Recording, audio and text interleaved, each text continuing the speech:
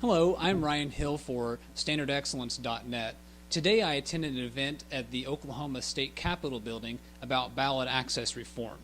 You may or may not know this, but Governor Gary Johnson, the former governor of New Mexico, is the 2012 Libertarian Party candidate for president.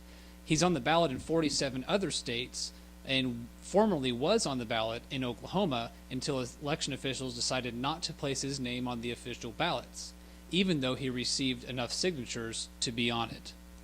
Oklahoma has some of the strictest ballot access laws of any state in the nation, but the organizers of this event want to see that changed. I'm on the scene at the Oklahoma State Capitol today. It's Columbus Day, Monday afternoon, just after 12 o'clock, and there's a rally that is about to be held here. Good afternoon, proud Americans and distinguished guests. I am Megan DeMarco, proud Army wife and Masters of Ceremonies for this rally, in which we will discuss open ballot access and the exclusion of presidential candidates from the 2012 presidential election in Oklahoma. This is an extremely important issue as it results in unfair elections and does not allow for the American people's voice to be heard.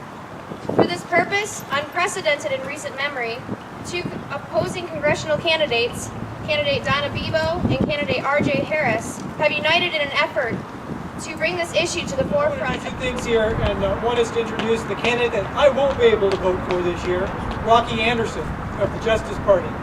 I just want to talk about him a little bit, and then the second part is I want to read some comments that he asked me to read to express his point of view about it. Yes, back in 2010, I ran as an independent candidate against the incumbent Republican Scott Martin. And at the time, in that election, I was one of only 3 independent candidates for the entire state of Oklahoma.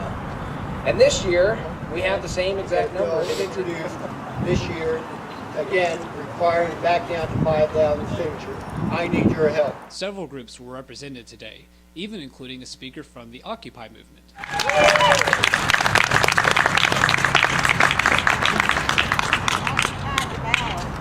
Hello, everyone. Radical political thinker and statesman Thomas Jefferson once said of his own election to the presidency that it was as real a revolution in the principles of our government as that of 76. I stand before you today as a member of the global revolutionary Occupy movement. We are political insurgents, the modern-day Minutemen of these tyrannical times.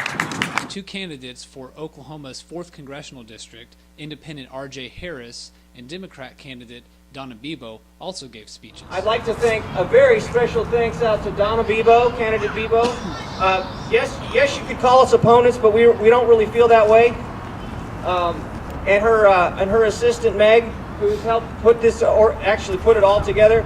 I was at Fort Rucker for the last several weeks and couldn't help them get this together as much as I'd like to, but thank you all for being here. I'm very grateful that she recognized the need for this type of rally, recognized that we need to come together and demand ballot access, that we need to come together and protest the removal of a constitutionally qualified 2-term former governor from the state of New Mexico, one of the most popular governors in that state's history, from our Oklahoma ballot. I think she understands, like I do, that when you cut away at ballot access, when you remove constitutionally qualified candidates from our ballot, then what happens is you undercut the legitimacy of the entire election.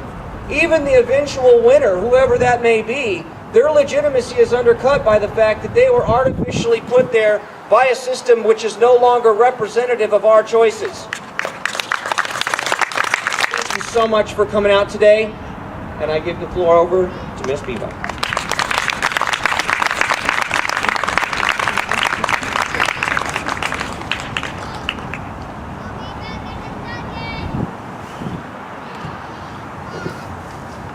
So some of you might see the lone Democrat up here and wonder if maybe I got lost or what brought me out here with all of the independents. And the truth is that before I was a candidate, I was an activist. And the heart of my campaign has always been that everyone should have a voice. And that means people that I don't agree with too. Everyone should have a voice. And we've been hearing a lot lately that voting for an independent candidate is a wasted vote. Sometimes we even hear that in regards to Democratic candidates. It seems that the only votes that our leaders want us to think matter are the ones going to the Republicans.